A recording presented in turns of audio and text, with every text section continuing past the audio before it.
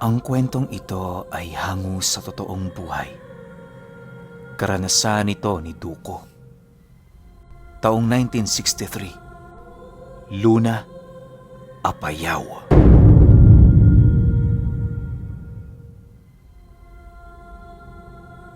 Itong mga panahong ito, kasalukuyang nasa edad 16 na taong gulang itong si Duko. Hindi na siya noon nag-aaral at kasalukuyang tumutulong siya sa gawaing bukid ng mga magulang niya. Ordinaryong pamilya ang kinalakihan ni Duko. Walang espesyal sa kanila. Yung ama niya mambubukid, yung kanyang ina naman mang-uuling. Sa ganong gawain pinalaki silang magkakapatid. Bagaman mahirap ang mga ganoong trabaho, ni minsan hindi niya yun ikinahiya. Taas noong tumutungo sila Duko sa baryo, gaano man kadungis ang kanilang mga itsura. Para sa kanilang magkakapatid, mas mahalagang magkaroon ng pera kesa makipaglaro sa kanilang mga kaibigan at kakilala. Sa loob ng ilang taong pagtatrabaho, hindi na sumagi sa kanila ang makapag-aral. Maaga pa kasi silang namulat sa realidad, kung kaya't hindi na nila gaano pang iniisip ang hinaharap. Ilang beses ding sinabihan si Duko ng kanyang mga nakatatandang kapatid na mag-aral, pero hindi niya pinakinggan ang mga ito. Ang palagi niya roong sinasabi, mas gusto niyang tumulong kaysa maging palamunin sa kanila. Matagal na niyang tinanggap sa kanyang sarili na hanggang doon na lamang ang buhay niya. Ni hindi na niya inisip ang umasenso sa buhay dahil sa hirap na pinagdaanan nila. Sa pagsapit ng linggo ng Semana Santa, habang abala ang lahat, kasalukuyan namang naghahanda si Duko para tumungo sa bundok.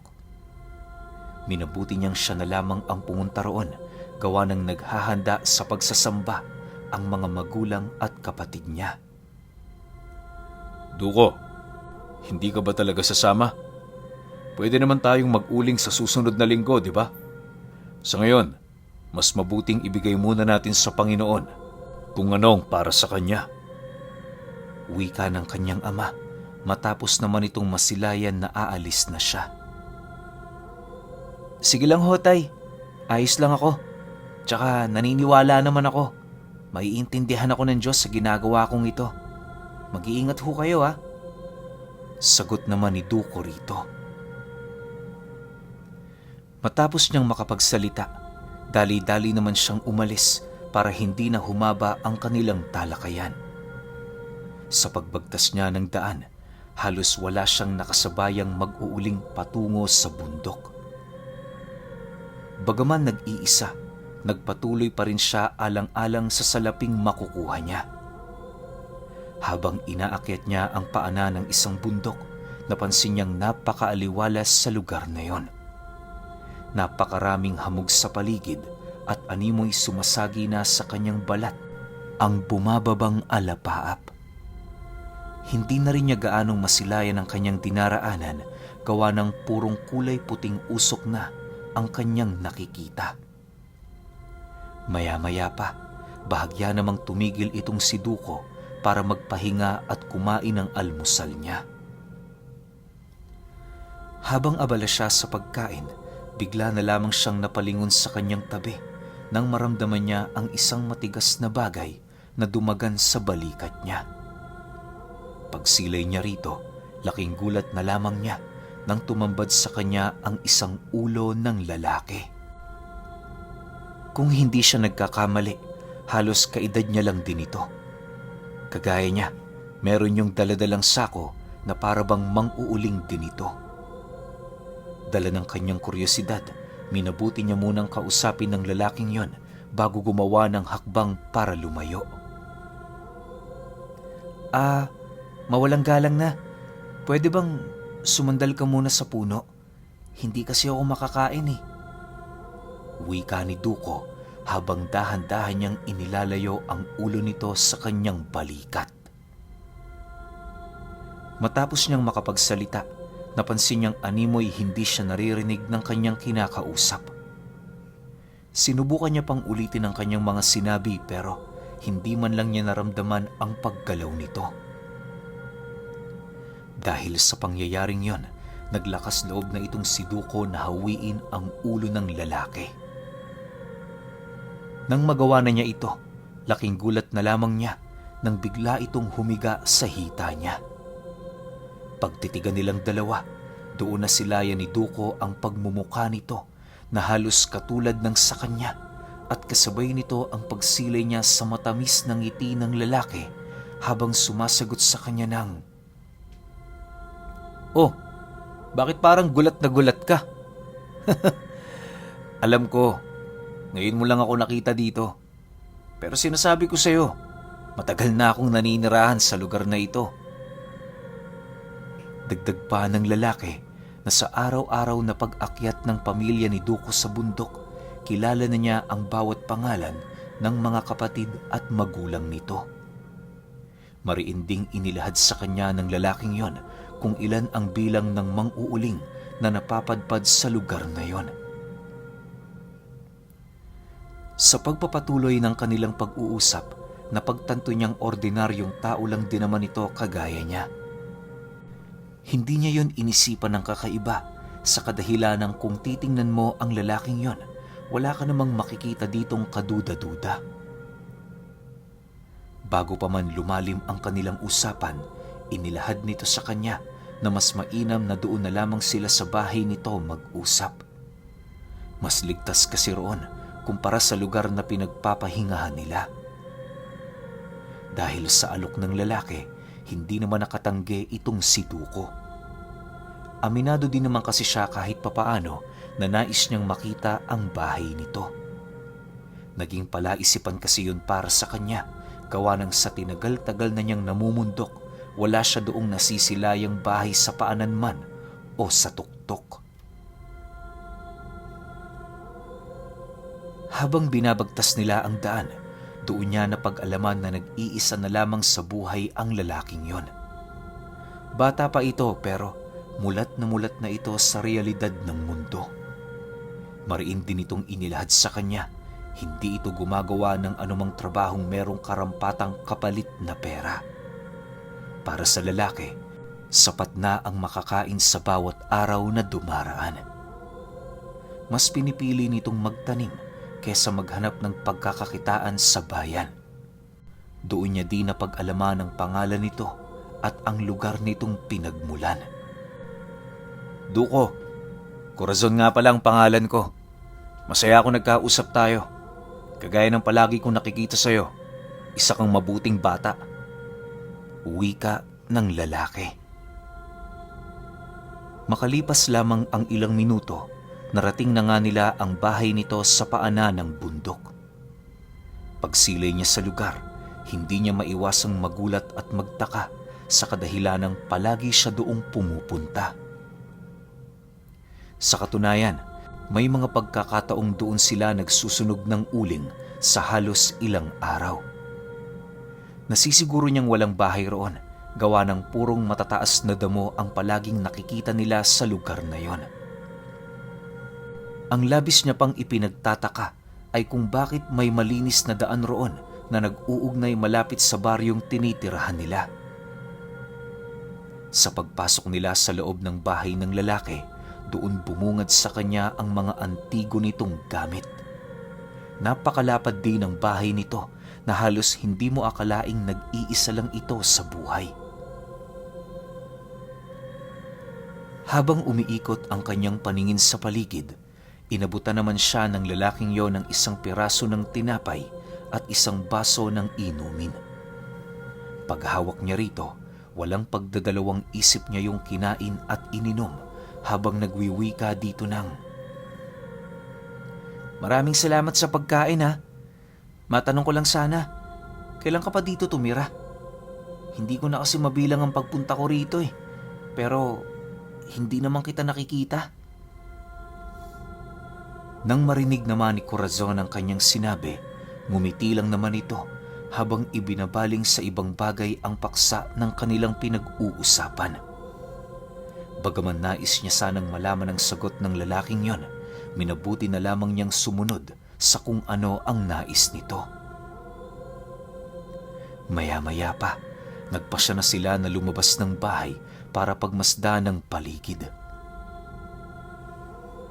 Habang naglalakad sila, pansin na pansin noon ni Duko ang kaibahan ng lugar na kanyang nakikita.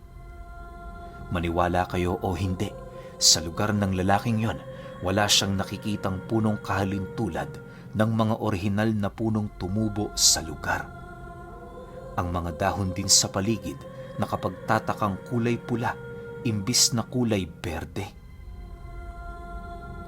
Sa loob ng ilang minutong pag-iikot nila sa paligid, doon nila nasilayan ang harapan ng bundok na palagi nilang pinagsasakahan. Pagturo ng lalaking yun sa lugar na yon, seryoso naman itong tumingin sa kanya habang inilalahad ang mga bagay na kinakailangan niyang malaman. Ayon dito na ang kanilang ginagawang pangangaingin sa lugar na yon ay magdudulot ng sigalot sa hinaharap. Naniniwala ang lalaki na iistorbo nila Duko ang nagkukubling baryo sa bundok. Matagal na yung nananahimik pero dahil sa pangingialam nila sa kalikasan kung kaya't nagiging dahilan yon ng kawalan ng balanse ng kapayapaan. Dagdag pa ng lalaking yon, nagpakita siya kay Duko hindi dahil sa nais niyang makipagkaibigan kundi para siya ay babalaan. Makinig ka, Duko. Matapos ang Semana Santang ito, maraming mawawalang mga ngaingin sa bundok na yan. Balaan mo ang pamilya mo. Sabihin mo sa kanila, hindi naligtas dito. Humanap kayo ng ibang pagkakabuhayan at tuluyan nyo ng iwan ang trabahong ito. Pagtatapat ni Corazon sa kanya. Matapos nitong makapagsalita, agad naman siya nitong niyayang bumalik sa lugar na minsan niyang pinagpahingahan. Pagdating nila roon, agad din naman yung nagpaalam sa kanya, gawa ng marami din yung iniwang trabaho sa bahay niya. Nang si Duko na lamang ang natira, dali-dali naman siyang bumaba ng bundok nang walang kahit na anong dala. Nang akmang tutuloy kasi siya patungo sa itaas, nakarinig siya ng pag-atungal ng kung anong nilalang sa lugar. Hindi na niya sinubukan pang sundan ng tunog sa kadahilanang nakakapangilabot yung pakinggan. Sa pagbalik niya sa kanilang tahanan, nadatnan niya ang kanyang mga magulang na nananalangin. Minabuti niyang wag na itong istorbohin sa kadahilanang patuloy pa ring sumasagi sa kanyang isipan ang tungkol sa ungol na kanyang narinig. Lumipas ang ilang araw, walang ibang ginawa itong si Duko kundi ang manatili sa kanilang tahanan. Hindi na niya ninais pang tumungo sa bundok alinsunod sa nais mangyari ng lalaking kanyang nakilala doon. Sa pagsapit ng gabi ng Miyerkules Santo, habang siya ay nakaupo sa gilid ng kanilang bahay, napansin niya ang kakaibang siga na bigla na lamang lumitaw sa gitnang bahagi ng bundok. Noong una, inakala niyang ordinaryong siga lamang ito, subalit nang mapansin niyang unti-unti na itong gumagalaw, doon na siya nag-umpisang maghinala. Sa isip-isip ni Duko, maaaring may mga taong umakyat roon ng 10 oras. Upang makumpirma ang bagay na kanyang nakita, agad naman niyang pinuntahan ang kinaroroonan ng kanyang ama para ilahad ang tungkol dito. Matapos naman itong marinig ang kanyang kwento, dali-dali naman silang tumungo sa labas para magmasid. Sa pagdating nila sa lugar na kanyang tinatambayan, nasipat nila ang sigang yon na nasa tuktok na ng bundok. Habang patuloy nila itong pinagmamasdan, doon nila nakita ang pagsiliparan ng halos humigit sa 10 nilalang. Dala ng takot noon ang ama ni Duko, dali-dali naman silang pumasok sa loob ng kanilang bahay para magtago. Lahat ng gaserang nakasindi ay kanilang pinatay upang masigurong hindi nito maaagaw ang pansin ng mga nilalang na kanilang nasilayan. Maya-maya pa, laking gulat na lamang nila nang may marinig silang lumapag sa bakuran ng kanilang tahanan. Dahil dito, Inabisuhan nila ang kanyang ina at mga kapatid na huwag mag-ingay. Sa pagpapatuloy ng ganoong pangyayari, rinig na rinig nila kung papaano umikot sa kanilang bahay ang nilalang na yon habang patuloy itong nag-aangil. "Tay, ano yan?" Nababahalang tanong ni Duko sa kanyang ama. Hindi ko alam, anak. Pero parang aswang yan. Iwasan mong tumingin sa labas. Mapanganib ang kanilang mga titig. Sagot naman ng kanyang ama sa kanya. Lumipas ang araw na yon, nakatatak na sa kanilang mga isipan ng panganib na dulot ng bundok. Sinubukan nilang humanap ng paraan para mamuhay sa pamamagitan ng ibang pagkakakitaan, pero sadyang malas ito. Kung noon nakakakain sila ng 3 beses sa isang araw, ngayong hindi na sila nag-uuling, 2 beses na lang. Tsamba pa kung makadalawang may masarap na ulam. Dahil sa ganoong estado nila Duko, kung kaya't naglakas loob na ang mga kapatid niyang bumalik sa pag-uuling. Kampante naman yun kahit papaano, lalo pat umaga lang naman sila tumutungo ng bundok. Matapos nilang mapagkasunduan na bumalik sa ganoong trabaho, wala namang nagawa ang kanyang ama kundi ang sumang-ayon. Sinubukan niya pa yung tutulan pero sadyang hindi na niya kayang pigilan ang hangarin ng kanyang pamilya na makaahon sa kahirapan. Matapos ang 2 araw nilang pag-uuling sa bundok, naging maayos naman ang lahat. Unti-unti na ring nalimot ni Duko ang nilalang na nagpaparamdam sa kanilang bahay dahil sa dami ng kanilang ginagawa. Ayon sa kanyang ama, hanggat pinapanatili nila ang agwat nila sa bundok, mananatili silang ligtas. Dagdag pa nito na kahit hindi gaanong maganda ang kanilang naiuuling sa paanan, mabuti na yon kesa wala. Makalipas ang 2 linggo ng kanilang pagbalik sa ulingan, muli na namang nararamdaman ni Duko ang pagpaparamdam ng lalaking nagngangalang Corazon.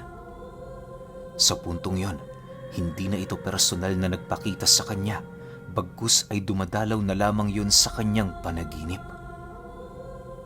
Ayon sa kanyang kaibigan, kinakailangan na nilang itigil ang ganoong gawain sa kadahilan ng pinag-iinitan na sila ng mga aswang na naninirahan sa baryo. Dagdag pa nito na gumagawa na yun ng plano kung papaano sila pa isa-isang kukunin. Mariinding inilahad sa kanya ni Corazon, hindi biro ang sigalot na kanilang kinakaharap. Matapos naman yung marinig ni Duko, naglakas loob na siyang magtanong dito ng, "Totoo ba yan? Paano ko namang malalaman na totoo ang mga sinasabi mo? Gayong hindi ka naman naninirahan doon sa baryo." Kasabay ng pag-wika ni Duko ay ang paglalahad niya dito ng pagdududa ukol sa mga katagang ipinagtapat nito sa kanya. Bagaman alam niyang may katotohanan nito, minabuti niyang kilatisin ang kanyang kaibigan sa kadahilan ng nararamdaman niya na meron yung itinatago. Maya-maya pa, laking gulat na lamang niya nang masipat niya ang pagbabago ng mukha nito sa kanyang panaginip. Pagsilay niyang nag-iba na ang wangis nito, nakaramdam siya ng paninikip ng kanyang dibdib, indikasyon na binabangungot na ang kanyang katawang lupa. "Kalahi nila ako. Pasalamat ka, may paki ako sa pamilya mo. Nasa sayo na yan kung susundin mo ang mga payo ko." Seryosong wika ng lalaki sa kanya. Matapos nitong makapagsalita, agad naman yung naglaho na parang bula. Pagmulat ng mga mata ni Duko, doon sumambulat sa kanya ang kanyang ama na abalang-abala sa pag-uuga ng katawan niya. Nang masipat nitong gising na siya, agad naman siya nitong hinagkan habang nagwiwika ng, "Salamat sa Diyos! Salamat sa Diyos!" Lumipas ang gabing yon, muling nagpatuloy ang kanilang pag-uuling.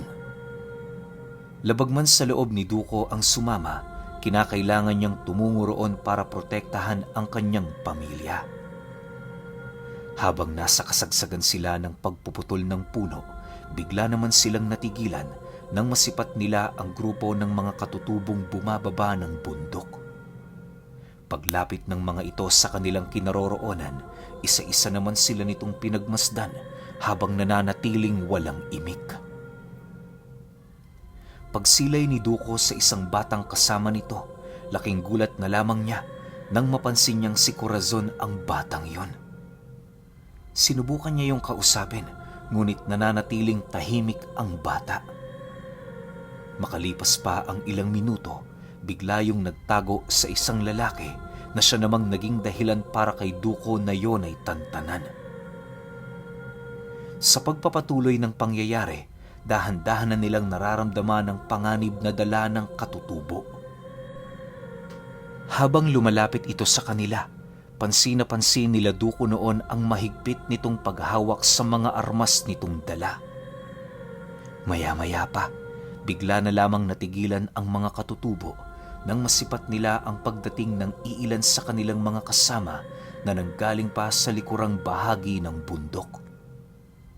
Meron yung daladalang malalaking bayong na pinagtutulungang buhatin sa pamamagitan ng kahoy. Pagtigil nito sa harap nila, agad naman yung lumapit sa matandang naroon upang ibulong ang kung anong bagay na dala nila. Matapos itong masilayan nila Duko, doon na nag-umpisang magmakaawa ang kanyang ama. Halos kulang na lamang lumuha yon ng dugo para mailigtas ang pamilya nila. Nang masipat naman yon ng matandang katutubo, dahan-dahan naman yung lumapit sa kanila habang nagwiwika ng, Gusto niyong mabuhay? Huwag na kayong babalik sa lugar na ito. Kapag nabalitaan kong nagsunog pa kayo ng ultimo isang piraso ng puno, isasabit ko ang mga ulo niyo sa punong pinutol ninyo. Alis na! Iwan niyong lahat ng gamit niyo rito. kasabay ng pagwika ng matandang yon, ay ang dali-dali namang paghawak ng kanyang ama sa kanya, sabay talikod. Ni katiting na paglingon sa kinaroroonan ng mga katutubo ay hindi na nila ginawa sa takot na baka mapagdiskitahan pa sila ng mga ito. Sa pagbalik nila sa kanilang tahanan, lahat sila ay tulalang nakatingin sa kawalan. Buong magdamag, wala din silang naging magandang tulog sa kadahilan ng lahat sila ay patuloy na nagmamasid at nakikiramdam sa paligid. Halos ilang buwan ding nagkaroon ng masamang panaginip si Duko sa mga pangyayaring yon, kagaya ng mga pangitaing kanyang nasilayan ukol sa nilalaman ng bayong na dala-dala ng mga katutubo. Ayon din sa manggagamot na kanilang napagtanungan, hindi biro ang naging komprontasyon nila sa mga nilalang. Ayon dito, may mga usap-usapan na kumakalat ukol sa nakatagong baryo sa bundok, subalit hindi nila yon makumpirma. Kahit anong klase kasing pagsuyod nila rito, wala talaga silang nakikita. Ang tanging alam ng mga albularyo, merong isang batang kalimitang nagpapakita sa mga taong umaakyat sa bundok. Minsan nasa anyo ito ng bata at minsan nasa anyo ito ng isang binata. Ibinabahagi nito ang isang babala at ang mga kalakip na mangyayari kung sakaling magpasya pa ang taong yon na patuloy na galugarin ang lugar na yon. Dagdag pa ng albularyo, mataas ang posibilidad na purong sabulag lamang ang ginagamit nito. Ibig sabihin, anuman ang ipinapakita nito sa mga ordinaryong tao ay hindi totoo at pawang panlalaro lamang. Pagtatapat pa nito sa kanila, sila ang unang pinakamaswerteng pamilya na nakaligtas mula sa kamay ng mga nilalang. Yung mga nakaraang tao kasing pinakitaan ng batang yon, bigla na lamang naglaho sa bundok. Ilang taon nila itong hinanap, subalit wala silang nakitang anumang bakas na maaaring makapagtuturo sa kinaroroonan nito. Dahil sa mga naging pahayag ng albularyo, mas lalo pa silang naging desidido na iwan na ang nakagawian nilang trabaho. Para may mapagkaabalahan noon ang kanilang pamilya, itinuon nila ang kanilang wisyo sa pag-aalaga ng mga baboy at manok. Nagtatanim din sila ng gulay sa kanilang bakuran nang sa gayoy kapag sumapit ang araw ng taggipit, hindi sila gaanong magugutom. Magmula noong hindi na sila bumalik sa bundok, wala na silang naramdamang kakaiba tuwing sumasapit ang gabi.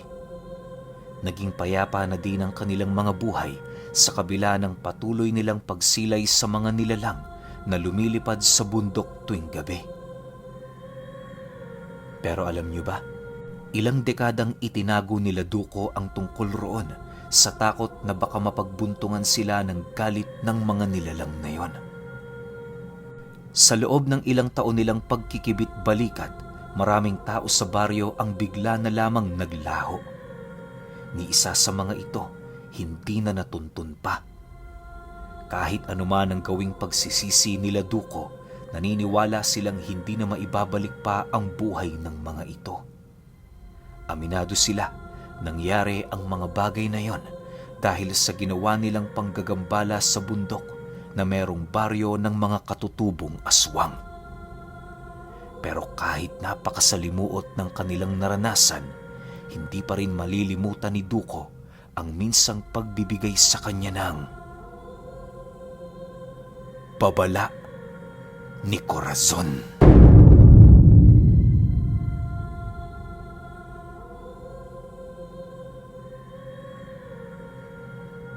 Okay, opinyon ko sa kwento. Isa na namang napakagandang kwento para alagaan natin ang ating kalikasan. Alam nyo, yung mga ganitong klase ng kwento, kung bakit ako nagagandahan. Kasi parang pagkalabit na to sa atin na alagaan natin kung anong meron tayo. Alagaan natin yung kalikasan. Yung tipong simpleng, huwag tayong magtapon ng basura sa kalye. Alam nyo yun? Sobrang laking bagay na yun na itapon nyo yung basura sa tamang lugar. Diba? Kasi yan yung nagkukos ng baha eh. Pero kung wala tayong gagawin ganyan, kung magiging maayos tayo, alam nyo yun, yung hindi tayo tatamad-tamad, makikisama tayo sa kalikasan, malamang sa malamang, magkaroon man ng sakuna, hindi natin ganun iindahin, di ba? Bumahaman siguro, hindi ganun kalala, kasi nga, yung mga basura natin, hindi na yung babara sa mga kanal eh. Di ba? Yun yung gusto ko sa kwento na ganito, na kahit luma siya, kahit tungkol sa bundok-bundok, puno-puno, malaking puntos pa rin yun na ilagay natin yung sitwasyon natin sa kwento. 'Di ba? Kaya gustong-gusto ko yung mga ganitong klase ng kwento na nalilibang talaga ako, meron talagang aral sa dulo. Pero ang masasabi ko lang talaga, sobrang swerte nila Duko dahil sa babala ni Corazon. Kasi kung wala yun, kung hindi nila yun pinakinggan, malamang sa malamang wala tayong ganitong kwento. Ubus silang lahat doon. 'Di ba? Pero kayo, kung may opinyon kayo sa kwentong ito, comment nyo lang sa baba. Yun lang. Hanggang sa susunod na kwento. Salamat.